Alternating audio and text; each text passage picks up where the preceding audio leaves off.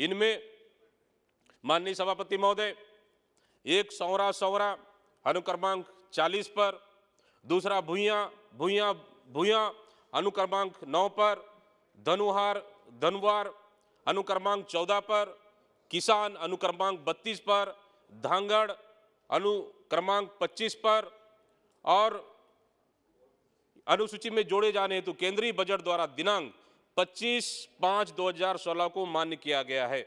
इसी तरह केंद्रीय कैबिनेट द्वारा दिनांक 13/2/2019 को उक्त जातियों के साथ ही अनुक्रमांक 43 में बिंजिया को अनुसूची में जोड़ने हेतु मान्य किया गया है, परंतु इनकी अधिसूचना भारत के राजपत्र में होना शेष है।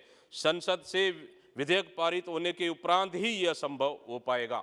माननीय सभापति महोदय, अतः यह आवश्यक होगा कि भारत सरकार जनजातीय कार्य मंत्रालय इस ओर शीघ्र कार्रवाई करना चाहिए।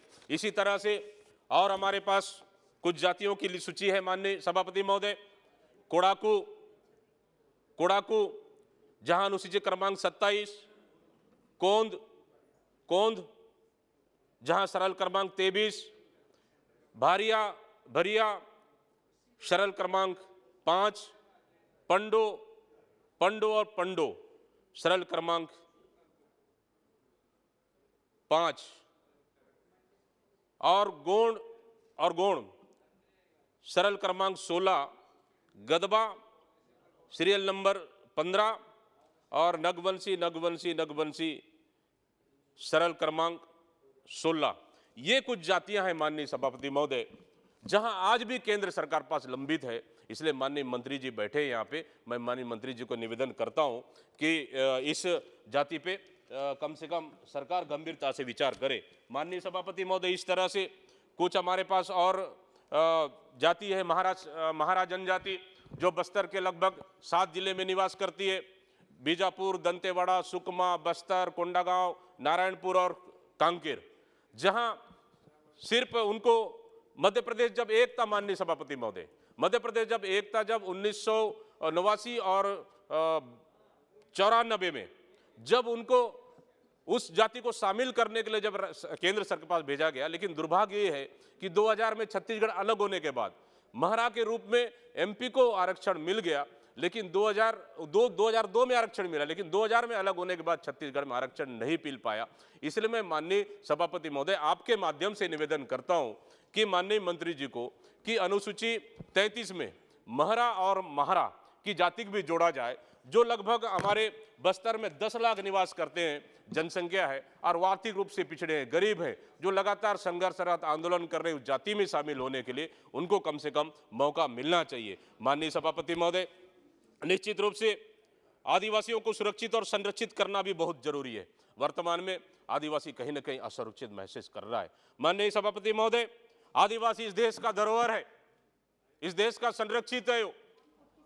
आदिवासियों को परंपरा, उनकी बोली, भाषा, रहन सहन एक देश में अलग पहचान बनाता है माननीय सभापति महोदय। इसलिए आदिवासियों को सुरक्षित और संरक्षित करना बहुत जरूरी है। मैं धन्यवाद देता हूं बाबा साहब अम्बेडकर को, जब 26 जनवरी 1950 को संविधान लागू हुआ तो उस समय आदिवासियों को विशेष स्थान मिला माननीय सभापति महोदय, और उसी के वजह से है कि आज यहां पे एक आदिवासी जनप्रतिनिधि के रूप में, जहां बस्तर से चुन के आया हूं मैं, आपके समक्ष सदन में बोलने का अवसर मिल रहा है। माननीय सभापति महोदय, निश्चित रूप से संविधान में स्थान मिला, आरक्षण मिला, सुरक्षा मिला, और मैं धन्यवाद देता हूं हमारी नेता श्रीमती सोनिया गांधी जी को, धन्यवाद देता हूं माननीय राहुल गांधी जी को, और धन्यवाद देता हूं छत्तीसगढ़ के मुख्यमंत्री हमारे भूपेश बघेल जी को, और धन्यवाद देता हूं हमारी बस्तर की जनता को, धन्यवाद देता हूं मैं माननीय सभापति हमारे सदन के नेता, और धन्यवाद देता हूं आपको भी,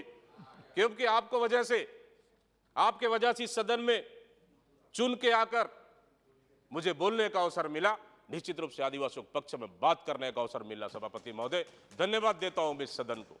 माननीय सभापति महोदय, मैं ऐसा क्षेत्र से चुन के आया हूं जहां बस्तर जैसा क्षेत्र देश और दुनिया जानता है। बस्तर का नाम सुनकर सिर्फ बम और गोली से नहीं, माननीय सभापति महोदय, जहां दिन में चलना मुश्किल है, जहां हम घर से निकलते हैं जान हथेली पे लेकर चलते हैं, घर से निकलते हैं वापस आएंगे कि नहीं, उसकी गारंटी नहीं है माननीय सभापति महोदय।